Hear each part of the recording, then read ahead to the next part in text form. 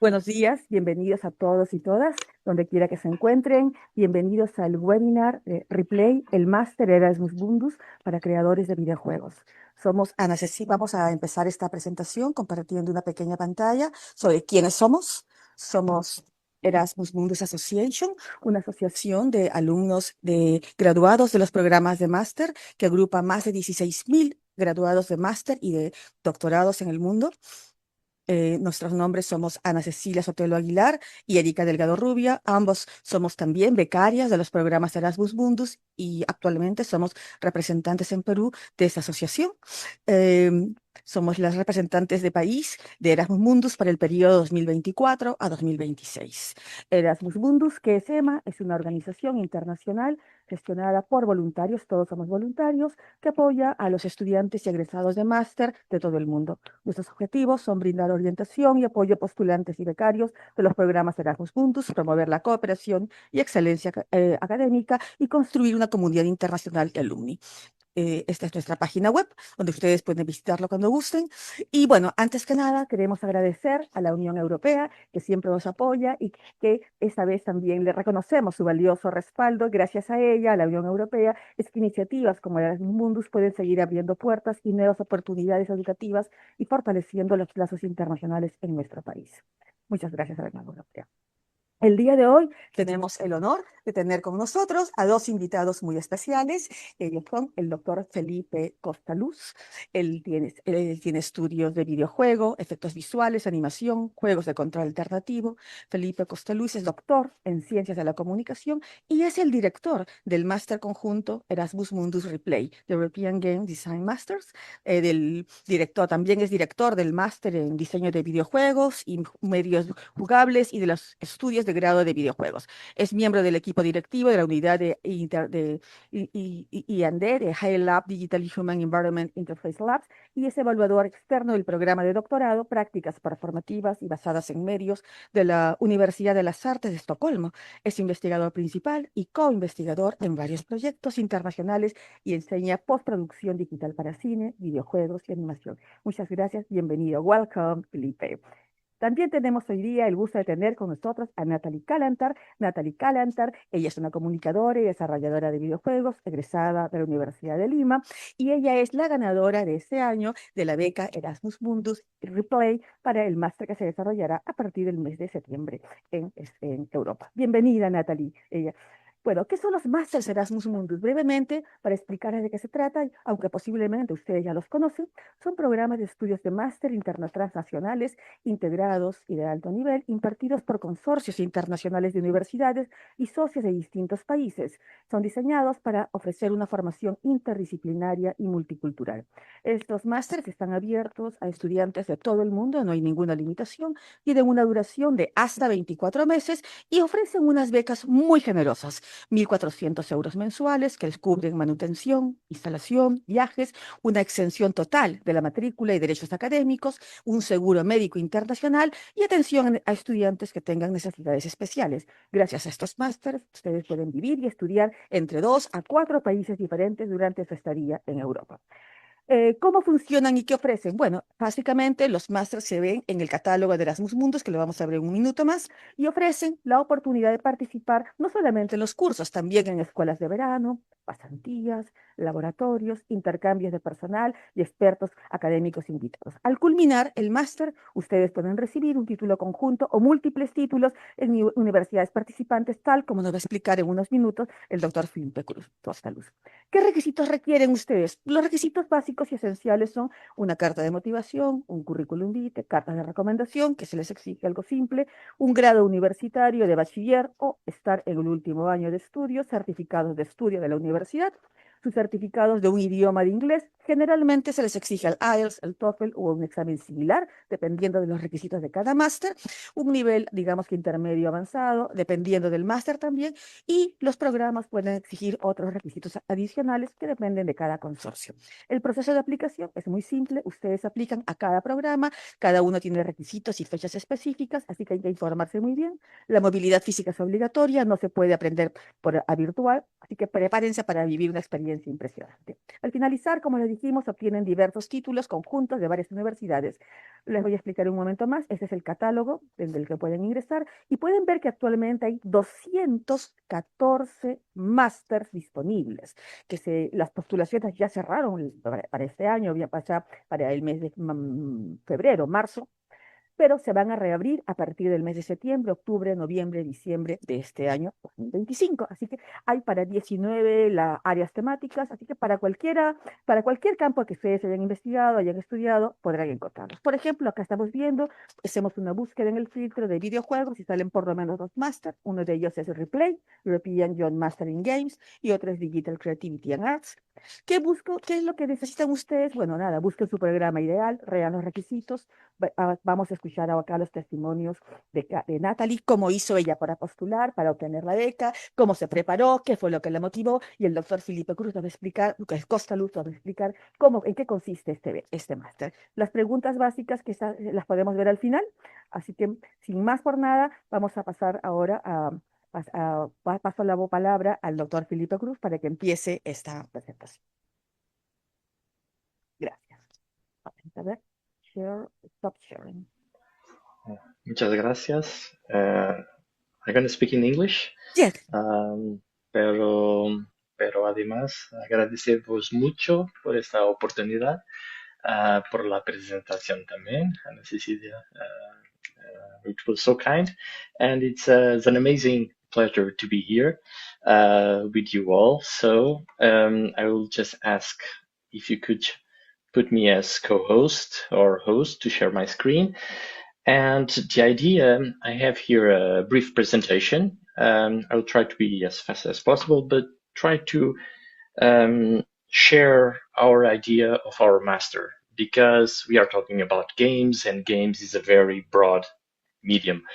And we are talking about what? Board games, AAA games for commercial, serious games, and applied games for health, etc.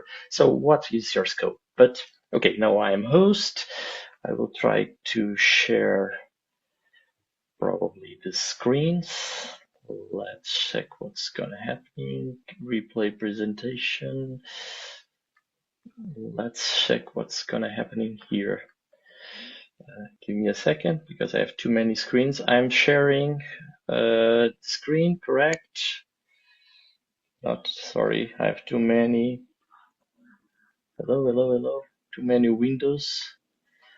Too many windows of of Zoom. Now I think it's full screen, correct? So, returning back, now that I could start, just once again, thank you for this opportunity. Thank you, Anne Cecilia, for this presentation, and thank you, Natalie, to be here.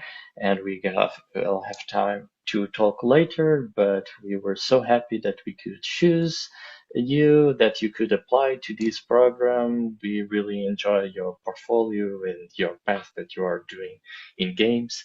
So yeah, I hope this is gonna be an amazing journey for you with Replay. So basically, what I would like to present, I could start with a simple video. You can hear the music? No.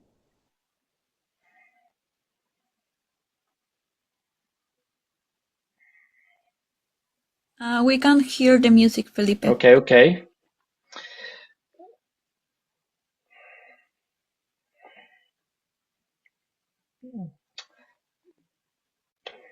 So I don't.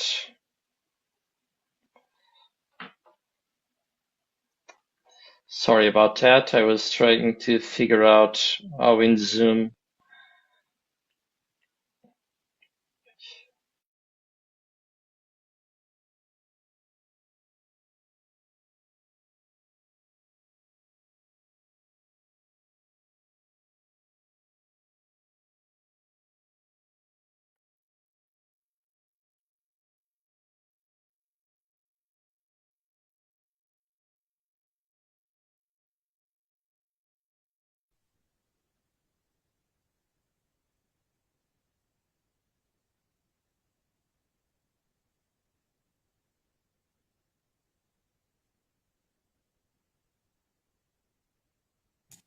Felipe, I think we can hear your voice now.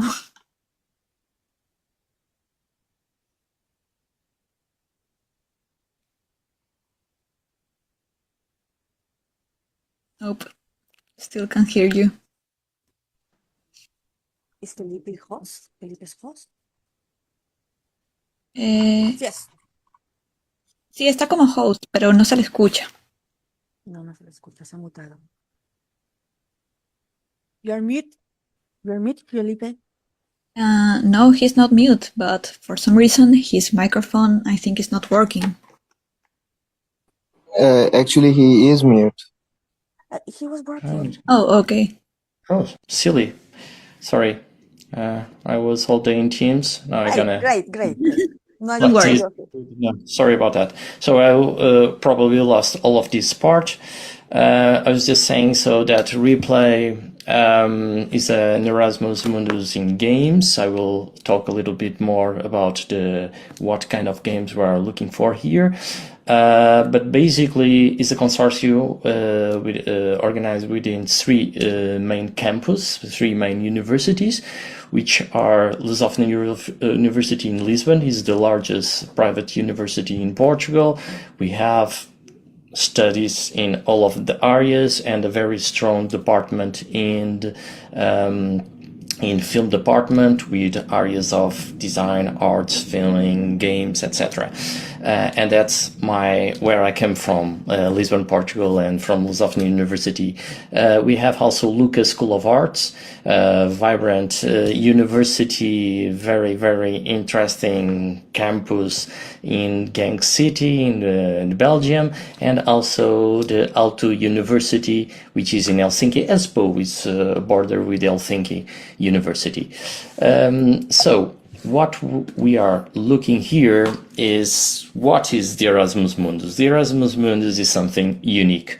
It's something unique for us, at least in Portugal, that we have our masters, and the masters, basically we have Portuguese students and international students, and international comes from worldwide, but normally we have more Portuguese than others. And the replay, the Erasmus Mundus is different because the scholarships that we offer aims for the diversity of the countries. So which means that there are some rules. We can only select between 2 to 3 students per country. So which means that we have an amazing diversity between persons. So for instance, for the next intake, Natalie will have 20 different nationalities between her peers. So this is unique, and we have this universities has the amazing opportunity to receive cultures from worldwide. These different ways of seeing the life, the different religions, different realms, which is just an amazing. So we try to explore our games also in this path. So the cultural diversities of game, how games could embed culture, they could share culture, and how can we express, we as a game designers, sorry? Sorry, Felipe, could you please admit some people who is in the waiting room? Okay. Thank you very much. I'm sorry. Okay, of course. Thank you. And participants, so I have to, okay. Thank you. I'll try to be aware of this.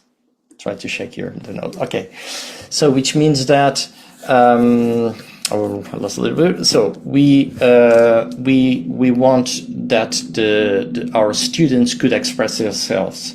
So how games could be a way for someone express an idea, expressing a concept, a piece of art, or create his own path or her own path to the market and to enter in the ecosystem of industries. So in this master, we are organized in 4 semesters, like most of them. In first semesters, we start in Portugal in early September. So the date is first week of September. I can talk a little bit more about that later, but we have 4 subjects. And on those subjects, just to highlight, Design Sprint 1 is starting with ideas for the final thesis. What is a thesis on a master like this? It could be a game. It could be a regular master thesis. It could be a game made by 20 students, but every student has to have some uniqueness on their work. So for instance, one student could be the producer, other the programmers, etc. So which means that at this moment they are presenting their ideas, because the second semester they are in Genk in Belgium, and in Design Sprint they are organizing themselves, and there are some final projects that are teams of 2, others teams of 4, others that are in solo. So it's quite flexible. So because we have students with different approaches, with different levels of knowledge in games, because some of them are artists, others are programmers, others are producers, whatever. So now they're going to move to the third semester in Helsinki, Finland. And what starts also in the first semester, where students are pushed to contact with the industries, with our gaming hub, etc. This continues along all of the semester. And of course, in Finland, there's a huge ecosystem of games industries. So it's a unique opportunity to learn with game industries and professionals. This is one of the reasons we have that subject here. But of course, professionals are, as you're going to see later, they interact with us along the term. So along the different semesters. So the 4 semesters, the students are split in 3 groups, if I may say, something like that, which means some of them goes to Lisbon, others to Genk, others to Helsinki. How we select the students, it depends on the works. For instance, if there are someone that wants to work with museums and that museum is in Belgium, why not to create games for that museum in Belgium? So it totally is aligned with Genk, for instance, with Luca. Or if any student wants to work with a specific tutor, with a specific company that is in Lisbon, so why not? It could be here with us in Lisbon. And so that selection is defined according to the projects, the aims of each student, and of course the consortium, if we can support them. So what is just an example, we have every week seminars, for instance, in first semester, and we have seminars from everywhere. So Pimpin Parr, the famous game designer, this one was more philosophy. I will not talk. Mafalda Duarte, the producer that works in Telescope Games in Germany, etc. So we had several amazing talks, and even some talks like this one from Robert Michael, one of the creators of Computer Amiga. It was this month, May. So the students are not here, they are in Genk, but we did it this talk and share it for the other students who wanted to attend remotely. So we are continuing organizing not game jams. Game jams also. Game jams is this slide. There are some risks here. I don't know if I don't know if I can erase these lines, but doesn't matter. Artistic pieces here. Okay, so during the semesters we tell the students to participate in several events like game jams. It's really important. What is a game jam? A game jam is an event in 48 hours, 72 hours, where students combine together to create games, which is a very interesting moment. Just to give a glimpse, in our first semester from September to March, we had all of these events. Second, on this event, sometimes we have strange games like this one with alternative controller games. a game based on a Barbie doll, a Barbie that is drunk, and we have to take her home, and we drive the Barbie by her hands. Here you see a bachelor degree student trying to control the character. Here is educative game that was made because we took the students to a flea market. They have to buy objects and create games on that. And here a play testing, some teacher testing a game made with LED lights.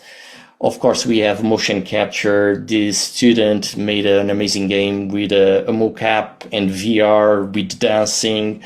So we have amazing approach. Those games are presented in festivals. For instance, in Lisbon Games Week, the VR guy was here, the mocap guy was here, Hagababa.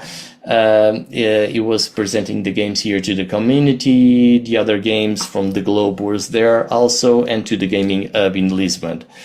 So just to summarize a little bit, in this Erasmus, we have the path that you're gonna ask me a lot of questions. I will not enter into details of the subjects and stuff like that. I imagine that you want to ask me something, but just to say that in Erasmus Mundus, the most important thing sometimes is to create the community of the Erasmus team. So we have, for instance, this week in Obić. So students goes to a medieval village in Obić, and they do a game jam. In this case, there was a game jam called Dial on Disquietness, because students had to use, I will not pass the video, but it's a funny video.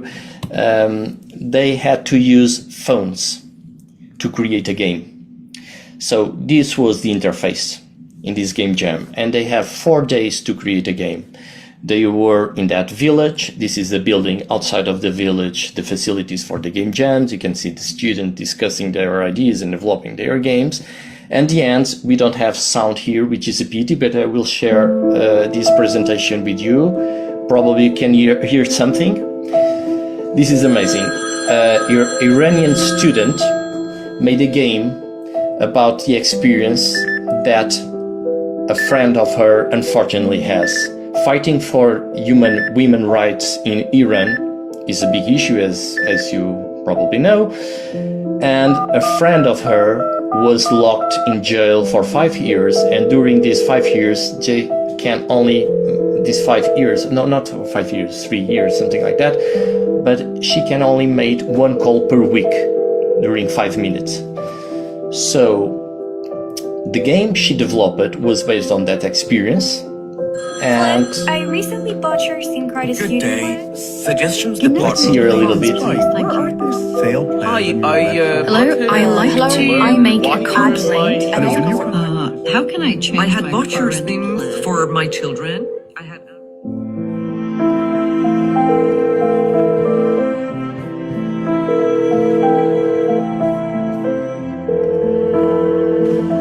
Hello. Is that you? Hi, my dear. How are you? Yeah, I'm okay. I just don't have much time. Just wanted to hear your voice. Well, I really have to go. I'll call again and ask you how it goes. Yeah, I love you. Bye. Okay, I will not pass everything because I know you want to see other questions or more detailed questions on Erasmus Mundus. But just to give you an idea of one game that was based on these human rights, on a personal experience, and this was the kind of examples that I was explaining in the beginning. Let's allow the students to express themselves. So they are challenging to create these games. Solo, this is short games, of course, but also works in large teams for professional industry, etc. But this is just games from the first semester. And after, for instance, those games were presented in an event to the community. This was a literature event. And there's Okeke and Soam from Nigeria and India. He made an amazing game also strong message, sorry about that, but about raping situations in his country. And Okeke was a game based on some cultural heritage on Nigeria. But yeah, just to say that, so those games are created, this game jams allows for this experimentation, and later to present to the community, society, but also industry and gaming hub and stuff like that. There are games in public parks. I will pass just this in a glimpse. The Games Creators Club is an action. Every month there's a theme. If the students want, they can do something related with this theme. For instance, we had Santa Claus. If you want, you can create a cake about Santa Claus. You can create a cartoon, a 3D, a game about Santa Claus, whatever.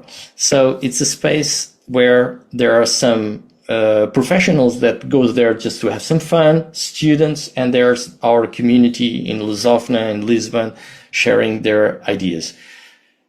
Something completely different. So you are in Peru, we are in Europe, in the case Portugal, in the most western point of continental Europe here. And once we did a trip that we rent this tram and they went to see the coast and the most western point on Europe. And it was those child moments, if I may say, where we had some fun, we did some picnic, and this was just to strengthen the community, this replay community. And just to be, this is near Sintra,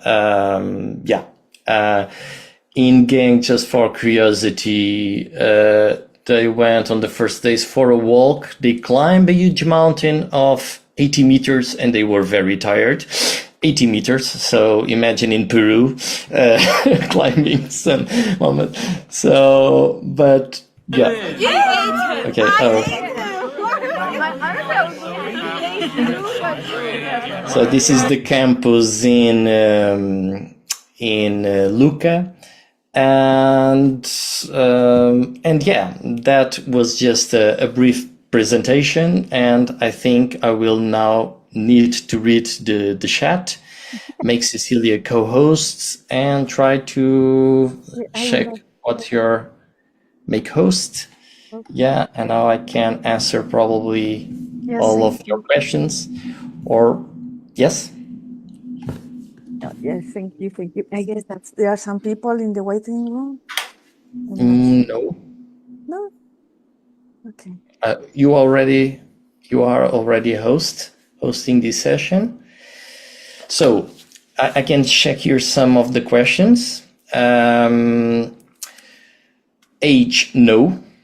To be a candidate on Erasmus Mundus,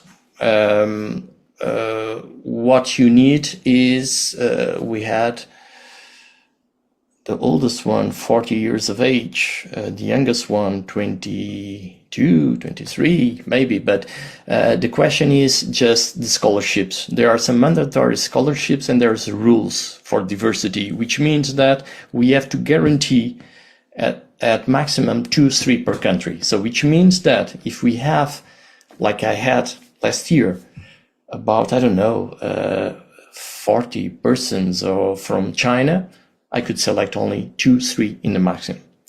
Okay, so there's those rules.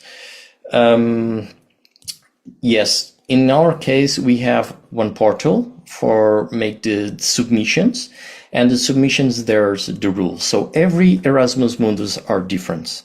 Some Erasmus Mundus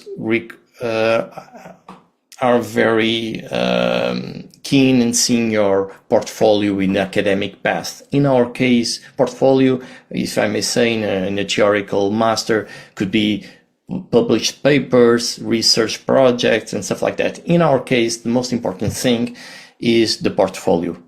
So, what is your knowledge in games? In which area of games? So, talking about programming, art, producing, among others, and the portfolio. What works have you done before? How many game jams did you participate in? Have you worked with large teams, smaller teams? So we want to see who is behind this candidate, who is this person, what is willing to. So for instance, if someone wants to go to a AAA company and he wants to learn shaders to create visual effects for a big studio, this is not probably the correct master, because we are not teaching computer graphics, visual, technical aspects of the game programming. And we expect that you already have some knowledge, and we challenge this. This is much more self-taught. So there's no proper classes in game art or game programming. There's challenge. This week, make this game. The next 2 weeks, make that game. In the next week, we have this idea. What can you do with that? So there's this company here. How can you address that company? How can you get a job in that company? How to reach that and to create that network, etc. So more questions. I don't know if anyone wants to interrupt me and make some questions. Maybe Erika here. We welcome Erika Delgado Rubio. She is our co-representative of Erasmus Mundus Association. She has joined the room. Thank you. Welcome, Erika. Maybe she has some questions for Felipe. Thank you, Erika. Please, the room is yours. The floor is yours. Hi, everyone. Thank you, Ana Cecilia, as always. It's a pleasure to be, with you in the room, sharing some knowledge about gaming. I'm sure we have a very interesting public here as well. But yeah, I have some questions to you, Felipe. Just let me check it here. So I would like mostly to know if there is some training offered by Replay that can specifically help the needs of Latin American students. If you have seen probably during your experience the challenges that people from Latin America may have in this industry. Okay. I was answer also here in the chat. So what we have, as I mentioned, we have some classes with some subjects, but we don't teach regular classes, but we have the national programs in each university. So for instance, there was one student from Nigeria that wanted to learn, he came from animation, and he wanted to learn a little bit more of programming. So he attended classes of programming in our national curriculum. So we have these extensions that we can't do it. Also, of course, we have support for language, but to be honest, English barrier language, it could be an issue, because it's very important when we work in a team to communicate it well, and sometimes there are so many misunderstandings, and unfortunately, yeah, it's all about English in worldwide, and this is the most it's the common language used in the Replay and the other programs. So which means when a student has some lacks, difficulties to express herself or himself, it could be an issue. And so if anyone has strong difficulties in English, could not be selected for a master. So this has happened with us. If someone could not speak English, it not be an easy work. But for specific for Latin students, we don't have any specific. But of course, I don't know. Can you formulate an example of a course, Erika, that you or can you give an example? Well, I just imagine that this industry is not well known actually within the region, but probably I'll rephrase that with Natalie later because she's the one coming from a country in Latin America. Then maybe she knows better about these challenges that we may face here. But thank you so much for your response. And well, besides this, I also wanted to ask you if you have, if you assist probably students to place them in internships if they are interested in them, and also what is the final project that they have to present during this master's thesis? Yes.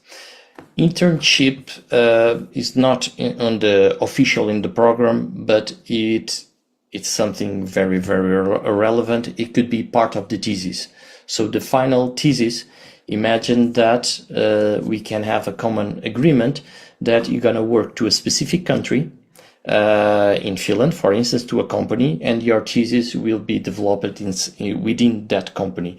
So it's not a regular internship in terms of a subject as an internship, but is a master thesis made within a company.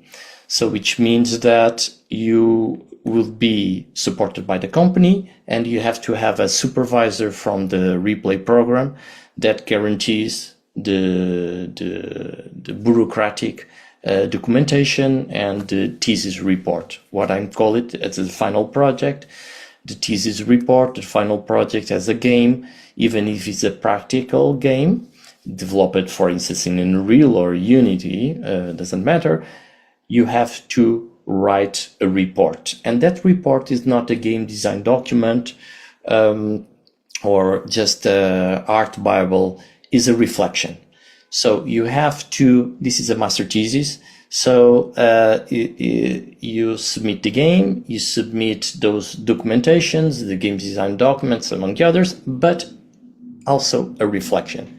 How your game, how your approach did something, etc., was oriented for a specific aim, etc. But probably I misunderstood your question in the beginning. We have here a strong support from each university to connect people with the industry. So we support you from early beginning. The second or the first, it was the second masterclass, for instance, in the second seminar in the early September, was the Diogo Rato from the Portuguese Association of Video Games, presenting the games ecosystem, and is also in the Gaming Hub, which is close to the university, sorry. So you are already pushed to go to the industry, and you'll find a lot of people from South America, from America, North America, etc. in those gaming hubs, etc. Okay, thank you for your question. Thank you so much for your response. And I think I'll pass to Natalie. She has a presentation as well, right, Natalie? Yes. I'm going to make Natalie host because I am the host now currently. I don't know. So sorry if I'm broken. Don't worry. Protocol. Natalie, Sorry about yes, that. I'm going to make My bad. I'm a bad student. Sorry. She's going to share with us, Carol. Yes. Could you I'm going to make you host? host. Okay. Okay.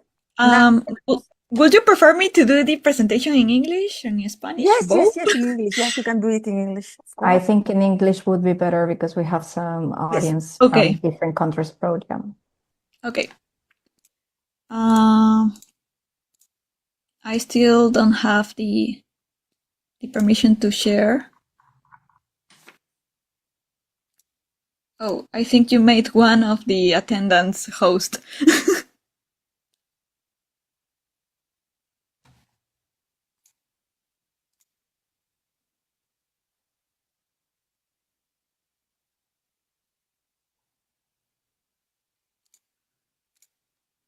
Inés. Are you there? Inés? No. Oh no. Yes, I don't know who is Inés. Okay, Natalie.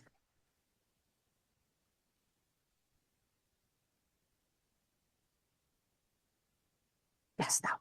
Yeah, okay. Well, first of all, thank you a lot, Felipe, for sharing all that useful information. I am going to talk a little bit about my process applying for the scholarship, the REPLAY scholarship. The presentation is in Spanish, but I am going to translate it, don't worry. Fantastic. Well, first of all, I found out about the scholarship while I was searching through the Erasmus Mundus catalog because I wanted to keep learning more into the games industry. I am a graduate from communications. I currently work as a game designer and producer in the games industry here in Peru. I now have my indie studio, but I wanted to upgrade my skills and kind of challenge what I was able to do. So I found out about Replay, and since then I've been following all their previous intakes projects, their work, and what have they been doing during the masters. And what kind of really attracted me was their perspective on game design. They had this whole mindset on redefining the boundaries of what can be done into games, what are the limits of the medium, because they have this also the philosophy of medium agnostic, in which you cannot limit your games only to PC, console, mobile, VR, but anything can be turned into a game. And that really attracted me because I am a really creative person. So I wanted to kind of challenge myself into this program. So after I applied, these are some of my goals, my future goals into the program. Later on, I can answer some of your questions regarding the application process. Don't worry. Okay, so my first goal and one of the challenges that I see actually in the Latin American industry is that the learning of game design itself is kind of hard. There are not many resources available, especially if you do not know English. So I would like that in a way democratize the access to this kind of resources, not only for English speaking people, but also to Spanish speaking people. The way that I learned game design was thanks to some of the courses of my university, Universidad de Lima, but also kind of a self-learning way. I had to go through YouTube videos. I had to go through a lot of books to kind of get into learning game design, and also a lot of game jams. Game jams are like these events, like hackathons, in which you have 48 hours to create a game, following a secret theme that they are going to tell you in the first few hours of the event. And you have that amount of time to create a game out of nowhere. So thanks to those kind of initiatives, I was able to become a game designer. But I would like for future game designers or future developers in the Latin American industry to have it way easier than what it took me. Another goal is to create games with impact, which is also one of the pillars of the masters. I am followed by creating projects with social, cultural, and educational impact, because I believe games are more than just entertaining. They could be a really useful tool to share about social problems that are facing our community right now. Especially if you live in Latin America, you may know what I am talking about. But I believe games are that kind of medium that can approach any kind of audience in such ways that are engaging and that are impactful. You know, those type of games when you get a message that kind of changed your perspective of watching life.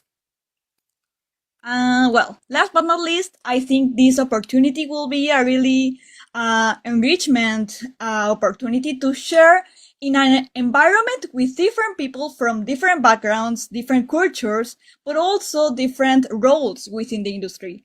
I myself am a game designer and producer, but I'll get the chance to work with programmers, with artists, technical artists, maybe architects, and so on. So this master's program could allow me to work in these different environments and teams to kind of challenge my own teamwork skills. And I've also made this little vision board in which I try to envision what I'll face within the next few years in the Masters. I am part of the 2025 and 2027 intake. Well, this September I'll be going to Lisbon, Portugal. Then next year I'll be going to Genk in Belgium. And finally, third semester I'll be going to Finland. Well, first semester, as Felipe explained, is up to our choice depending on our thesis theme. And well, some of the topics that I think we'll be touching are, for example, different mediums in games, VR, console, even board games or AR, XR, any kind of medium, as I said previously. But also I want to take this opportunity as a way to know more about Europe. This will be my first time traveling to Europe, so I am really excited about it. And yeah, any question regarding the application process? I also uploaded a whole video explaining it on my YouTube channel. You can check it out. You can find me in any other social media as Nat Galantar. You can also send me an email if you want, or find me on LinkedIn as Natalie Galantar Cuellar. And yeah, that's it. I see if there are any questions. Natalie, thank you so much for your presentation. It's incredible. I mean, congratulations, because we all see your excitement about this opportunity in the Replay Masters. And I have a question. I have to go, but I'm gonna leave you with a question, and then with Ana Cecilia to continue leading the session. So I want to know specifically what motivated you to apply to these masters, if you probably had a selection of other options, and how do you choose your universities as well? Okay. Thank you so much, everyone, and I'll leave you in good hands with Ana Cecilia. Goodbye. Thank you, Erika. Thank you. Thank you. Bye-bye. Thank you, Erika. Okay, so regarding the question, well, most Erasmus Mundus programs already come with the universities selected, because they are like this kind of consortium within them, in which they create the program, they present it to Erasmus Mundus, and they get financed by them. So I didn't really got to choose the universities, but I am really glad I got to study in those, because after overseeing what they offer, be it Universidad de Lusófona, Lucas School of Arts, and Alto University, all three of them offer all kinds of technologies and infrastructure available in order to create any kind of game you can imagine. So, well, that's regarding the university selection. And regarding the program selection, as I said, I really like the mindset of seeing games as culture or cultural mediums, in a way that you can also study the culture in which games were created, be it historically or how they are seen nowadays, but also how can they be used as tools for the well-being of society as a whole. As I've said, one of my goals is to use games as much more than just an entertainment tool, but also as a medium to share important messages and to leave a real impact in the users. So that's some of the real reasons that really attracted me to apply to Ripley. Thank you very much, Natalie. Very impressive. What advice could you give to young Peruvians interested in applying to this master to make the most of their international experience? How was your experience what was the most difficult for you, the most challenging during the application? Okay, I think that, well, this will be a long answer. What really impacted me when I first applied to the program was the amount of things that I had to present. Because different from other programs, for other Erasmus Mundus programs, in this one, you have to present first a portfolio of your projects in game industry, or be it the industry you come from. You have to prepare a whole portfolio in which you showcase everything you've worked on. I think I can also share my portfolio. It is a website. Okay, let me see. Give me a second. But yeah, first things first, you have to present your portfolio. In the games industry, there's also this website called itch.io, which is really famous to... Okay, here it is. This is my itch.io. You usually, when you create a game, the most easiest website to upload your projects is itch.io. And here can also work as a portfolio for your games in which you've worked on. But also I created a free website on Wix to kind of showcase my abilities, my skills, my latest projects, and the roles I had taken in those, as well as the responsibilities I had in each project, things like that. And well, that's one thing you have to present. Another thing is also a show reel, which is a short video of 1 minute maximum, who also summarizes all the projects you've worked on. My tip for this will be to only focus on the highlight moments of each project. Do not try to put everything on it, only the best moments. Another thing you have to present is a post-mortem. Post-mortem, for those who don't know, is a document in which you analyze the whole process of development of that project. For example, this could also work as a post-mortem. This is my bachelor thesis project. It's called Peru Party. It's a dance game with Peruvian typical dances. And well, to work as a post-mortem, it needs to have 3 main things. The first thing is what went well, what went right, what worked. Second thing, what didn't go well, what could have gone better, what were the mistakes. And last thing is what you learned, your lessons learned. For example, this is a kinda basic version of a postmortem in which I put some things that I learned after making this project. But for it to be complete, it needs the what went right, what went wrong, and finally what I learned. That's the postmortem. You need to make minimum 1, and it can be maximum 2 of your project's postmortems. And then you have to also present, if I am not mistaken, well, your CV, your motivation letter, 2 or 3 recommendation letters. That's the basic requirements for any program. What took me the most time, I will say, is the portfolio, because I had a really basic version of this website, so I dedicated myself for full 2 months to making it way better, separating it by skills, by my projects and things like that. You see? I don't know if there's any other question, or if you want me to keep talking about my application process. No, thank you. Very, very, very amazing. I would like to thank you, Natalie. I would like to make a question to Felipe. Please, Felipe, could you, what advice would you give to young Peruvians interested in applying to these masters to make the most of their application and also to their international experience? Because this is the first time we promote this kind of master here in Peru. Sorry, I didn't understood. What advice? Yes, what advice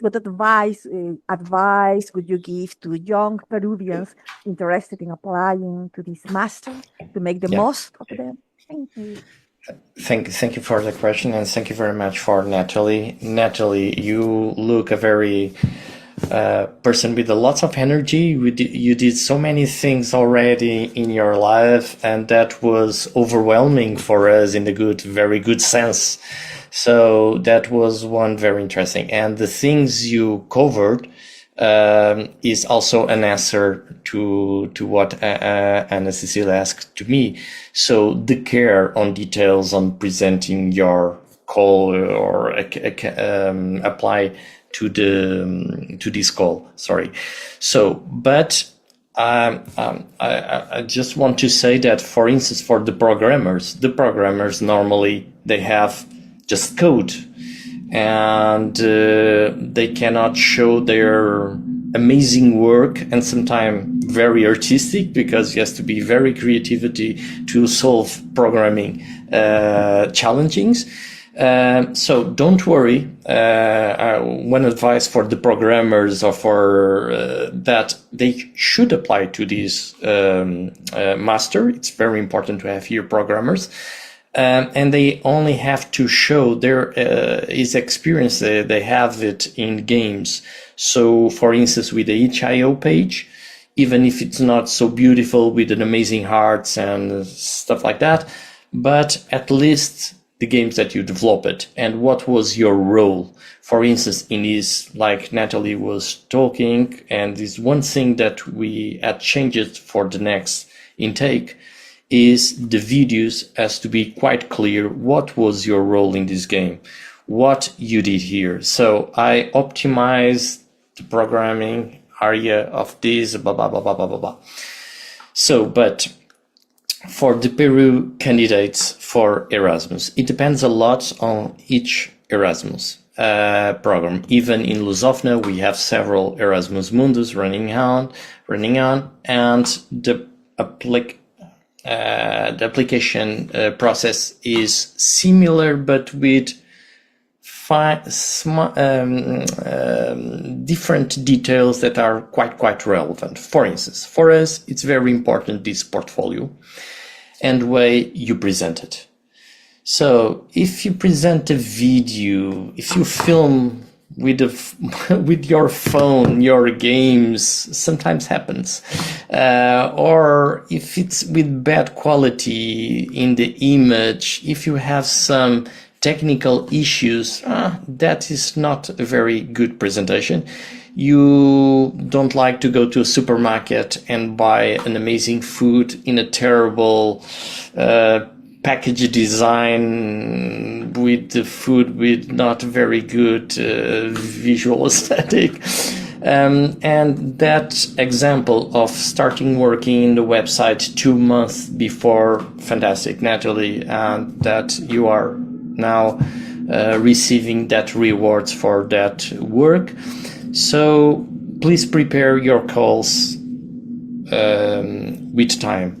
So look to the call, contact us, send us an email, and we could advise. I received several contacts by LinkedIn, by email. I want to apply to this program. How should I address? And of course, I cannot say everything. I cannot do the work for you. But as Natalie presented, yes, be careful with the details. We're gonna skip the part of the recommendation letters because they're not so important. We're gonna cut that part. But there's technical details, the English certificate, not in Duolingo in our case. But let's think that was a funny comment on the chat. And there's this bureaucracy.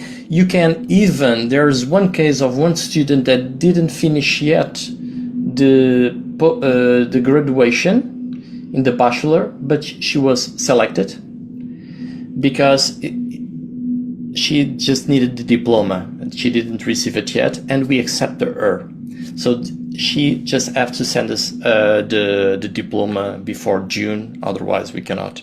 We have to take him out from this master.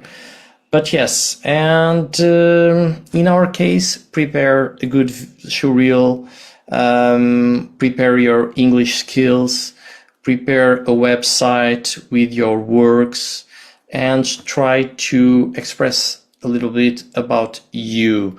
Who are you and how are you aligned with the master? So I was giving that example of shaders. If I'm a very good programmer of shaders and I want to create amazing games with shaders, this is cool for our master if you use it in a game design perspective. But if you want to learn some technical stuff, I want to have C++ classes. I want to learn Blender's 3D for virtual production. Okay, this is not our master, just that to clarify. And yes, I think I answered your question. Sorry. Yes, thank you very much. Yes, if anyone want to ask a question, where is there an email where they can send their questions? An email from the university, maybe? Could you share the email, please? Because there's on the website okay, on the directly. website. But I can put it here, my email, Thank you very much. which is risky. If you send me 1,000 of emails with hard questions, I could take a little bit time just answer, because sometimes the answer is not clear. I should organize my portfolio, stuff like that. But you have there my contact, also from Paula, and yes, and on LinkedIn you can find me also, and I can share some examples, and we have to update a little bit our website, because the games that we'll develop this semester in Luca and also in Lusofna, they are not updated yet there, but yeah. Gracias. Bueno, me gustaría pasar a castellano ahora. Gracias Yeah. por habernos acompañado en esta reunión. Thank you very much. If you have more questions, I would like to invite Natalie to send your questions, your last comments for this meeting, please. Any comment that you have, Natalie? Thank you. Bueno, también lo digo en castellano. Sí, dilo en castellano. No Nada, chicos, sobre todo los que son latinoamericanos o de Perú, los animo de todo corazón a que postulen al programa, porque hace falta más representación latina, sobre todo de mujeres también, ¿no? Porque siento que tenemos mucho para dar como latinoamericanos, hay mucho para crecer en la industria y hay mucho trabajo por hacer. Y qué mejor manera de hacerlo que en este programa que tiene alcance internacional, que podemos empezar a darnos a conocer como industria de videojuegos peruana y que podemos empezar a hacer un cambio real, ¿no? En el mundo desde los videojuegos. I am going to complement that with a little bit of English. Anywhere in the world you are watching this, please apply for the next intake. I can assure you, even before starting the program, that it's a really good opportunity because you'll be able to share with people from all over the world doing what you love the most, at least for me, is games. And you'll have the chance to make a really big change with a medium that is not really that much talk about, but has a lot of potential. So yeah, my advice for everyone will be to apply to Replay. Thank you so much. Gracias, Natalie. Thank you. Can I say just one small thing? Sorry, about something very important that Natalie, about the representation of South America. Our master is very quite balanced in terms of gender. There's no issue. In Portugal, we have that issue. Too many men in the game studying games and few ladies, but this is completely 50%. But for instance, we had last intake 2 Nigerian students, and it was amazing to see the characters they create with Nigerian textiles, the gods from Africa. So normally we are so overwhelmed with gods from Disney, from anime, from manga, and that diversity, it's so meaningful and so relevant. And I was very keen because I had only one Mexican student from the first intake, and now we have Brazilians, we have from Peru, so I'm quite excited with the new intake. So yeah, just to say that. Excelente, realmente impresionante. No sé si es que alguien más tiene algún comentario para leer, alguna otra pregunta. Is there any other questions? Not, well, nothing. Ross, please. Yes, I have just one quick question. How will you evaluate transferable skills, like because the game industry is not so developed in Peru, so how we can showcase in a portfolio, or would you recommend us, or will you be open to explore that our portfolio has like personally, I've been joining also hackathons and stuff like that, building digital products but not games. Is it still okay to go ahead and give a try and apply, or?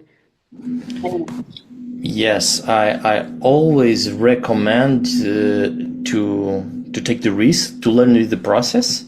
I have to do it with calls in my research projects. I try, I failed, I improve, I fail again, and the replay, I have to submit it twice. The first time it was not approved. That was one thing. First of all, I think we learned with the process. Second, yes, as I mentioned, games is a very broad medium. We need, for instance, tool designers. We need people that develop tools, programming apps for gaming. So which means that we have portfolios more based in GitHub, others more in itch.io, others more in ArtStation. For instance, it's the same thing with artists. We select one artist that one of the students, Okeke, from that it doesn't have he had zero experience in games. But as an animator, and the skills of modeling with low poly modulation was so amazing that we select him. He also applied to the Reanima, which is our master in animation, but he select ours, which was curious because he was selected by the two masters and we were fighting for Okeke. But so, yes, so if you are more in the program side, on the producer, we select one student from Hungary with no experience in games except in board games, and is an amazing person. We understood that on the interview, the way he expressed, and he was surprised. How could I have been selected if I don't have experience, I don't have an itch.io page, etc. But as a producer, he's working so well this first year, is engaging the people, working, creating the network with the industry, and is developing an amazing 2 semesters here. So yeah. Beautiful, thank you. Gracias, Rose. Yo solamente decirle que a Natalie que estoy muy, muy agradecida por tu presencia. Es una persona, una mujer que está demostrando que no hay barreras. There are no barriers for human. You're breaching myths that humans are not able to technology. No, that's a myth. And you're destroying the myths. Thank you, Natalie. Thank you for all the human in this world and all the human of Peruvian human. And thank you, Felipe, for this presentation, for encouraging students, Peruvian students and graduates from all places who are in this meeting, because this perspective of video games with a social perspective, you know, is something that we need to encourage, to promote in order to make a better world for all of us. No, I'm very impressed, and I'm very I thank you for this presentation. We are honored by your presence here. And now, if you want to say your words, please. No, yo me siento muy, muy encantado y muy agradecido por esta oportunidad, Ana Cecilia. Muchas gracias por la organización. Muchas gracias a todos vosotros que están aquí escuchando. A Natalie también. Por la presentación que fue fantástica. Yo estoy muy agradecido. Espero que en el próximo año Natalie could appear here again. Sorry, my castellano no es muy bueno. Es muy bueno. Could be here with 1 year of experience and say even better things, because yeah, I could put my hands on fire on this master. It's we had an amazing first intake students, and the experience has been lovely. So yeah, looking forward to get Natalie and her colleagues in September here. And she's gonna face now different problematic situations, which just to hand, which is the visa problems. But that is when we are selected. That's a new problem with legacy stuff. But yeah, if you need any help, Natalie, if everything is running, please contact us. Yeah, thank you. Thank you very much once again. Natalie, thank you very much. You want to say thank you? Something? Okay. Is there any other question? Well, nothing. Gracias, queridos a todos, por acompañarnos en este espacio. Hemos conocido a profundidad el Máster Replay, la experiencia internacional que ofrece. Le queremos recordarles que esta es una oportunidad única para quienes deseen formarse en esta industria global de los videojuegos. Y bueno, gracias a las becas Erasmus Mundus que las se pueden aplicar, pueden acceder a una generosa estipendio mensual hasta 24 meses. Y los animamos a que revisen el catálogo de Erasmus Mundus y que apliquen. Gracias a todos. Thank you very much. I'm going to stop the recording. Thank you.